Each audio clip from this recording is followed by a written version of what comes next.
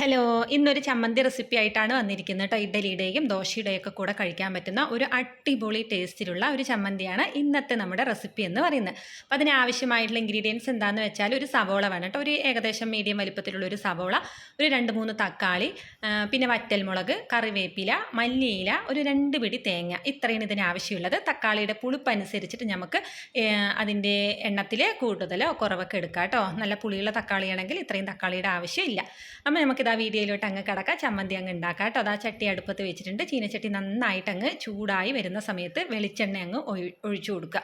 അപ്പോൾ വെളിച്ചെണ്ണ ഇല്ലെങ്കിൽ നിങ്ങൾക്ക് ഓയിലും യൂസ് ചെയ്യാം കേട്ടോ. വെളിച്ചെണ്ണയാണെങ്കിൽ കുറച്ചുകൂടി ടേസ്റ്റ് ഉണ്ടാവും. അപ്പോൾ എണ്ണ ഇതാ ചൂടായി വന്നപ്പോൾ കടുക് അതിലിട്ടിട്ടുണ്ട്.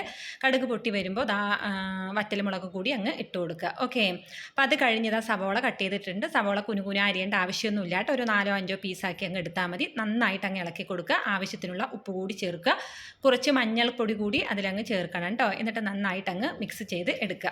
അപ്പോൾ ഇതാ നിങ്ങൾ ഈ ചമ്മന്തി ഇതുവരെ ട്രൈ ചെയ്തിട്ടില്ലെങ്കിൽ വീഡിയോ അവസാനം വരെ കാണാം. എന്നിട്ട് ഇതൊന്ന് ട്രൈ ചെയ്ത് നോക്കി കമൻറ്റ് ബോക്സിൽ വിവരം അറിയിക്കണം കേട്ടോ.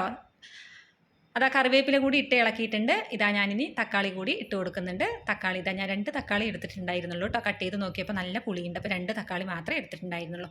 ഇതാ നല്ലവണ്ണം ഇളക്കി അങ്ങ് യോജിപ്പിക്കുന്നുണ്ട്. ഓക്കെ, അപ്പോൾ ഇതാ അതിന് ശേഷം ഇനി നമ്മൾ കളറ് പോരാന്ന് തോന്നി കുറച്ച് മുളക് പൊടി, ആവശ്യത്തിനുള്ള കുറച്ചൊരു മുളക് പൊടി ഇട്ട് കൊടുത്തിട്ടുണ്ട്. ഇനി ഇതാ 2 പിടി തേങ്ങ കൂടി അങ്ങ് ഇട്ട് കൊടുക്കുക.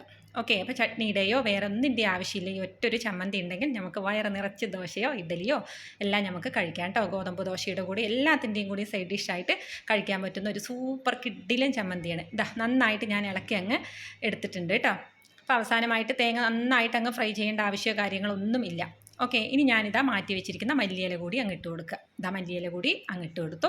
ഇനി നന്നായിട്ട് ഒന്ന് മിക്സാക്കി എടുത്താൽ മതി കേട്ടോ. കൂടുതലായിട്ട് ഇനി വെക്കേണ്ട ആവശ്യമൊന്നുമില്ല. ഫ്ലെയിമൊക്കെ ഓഫ് ചെയ്ത് ഇതങ്ങ് ചൂടാറാൻ വേണ്ടിയിട്ട് അങ്ങ് വെക്കുക. അപ്പോൾ ചൂടൊക്കെ ഏകദേശം ആറിക്കഴിയുന്ന സമയത്ത് ഇതിന് നമുക്കങ്ങ് മിക്സിയുടെ ജാറിലോട്ട് മാറ്റാം. എന്നിട്ട് നന്നായിട്ട് അങ്ങ് അരച്ചെടുത്ത് വരിക കേട്ടോ. വെള്ളം ആവശ്യമാണെങ്കിൽ കുറച്ച് വെള്ളം ചേർത്ത് അങ്ങ് അരച്ചെടുത്താൽ മതി കേട്ടോ. അപ്പോൾ ഞാനിതാ ചമ്മന്തിയൊക്കെ അരച്ചെടുത്ത് സെറ്റാക്കി അങ്ങ് വന്നിട്ടുണ്ട്. ഓക്കെ, അപ്പോൾ ഇതാണ് ഇന്നത്തെ നമ്മുടെ ചമ്മന്തി റെസിപ്പി കേട്ടോ. ഇനി ദോശ കൂടി അങ്ങ് ചൂടാം. ഞാൻ ഗോതമ്പ് ദോശയാണ് ഉണ്ടാക്കുന്നത് കേട്ടോ.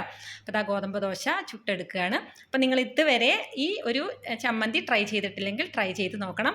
അതിൻ്റെ ഫീഡ്ബാക്കൊക്കെ കമൻറ്റ് ബോക്സിൽ അറിയിക്കുക. ഓക്കെ, അപ്പോൾ വീഡിയോ ഇഷ്ടപ്പെട്ടെന്ന് കരുതുന്നു. ഇഷ്ടപ്പെട്ടാൽ ചാനലൊക്കെ ഒന്ന് സബ്സ്ക്രൈബ് ചെയ്ത് ഒന്ന് ലൈക്ക് കൂടി അടിക്കണം കേട്ടോ. ഷെയർ കൂടി ചെയ്ത് കൊടുക്കുക. അപ്പോൾ ഇതാ ദോശയൊക്കെ അങ്ങ് സെറ്റായിട്ട് വന്നിട്ടുണ്ട്. ഓക്കെ, കണ്ടോ, ഇതാ ദോശയും ചമ്മന്തിയും. ഓക്കെ, എല്ലാവർക്കും വീഡിയോ ഇഷ്ടമായി എന്ന് കരുതുന്നു. അടുത്ത വീഡിയോയിൽ കാണുന്നത് വരെ നിങ്ങളിൽ ഒരാളായ ഞാൻ. ഓക്കെ, എല്ലാവർക്കും നല്ലത് വരെ.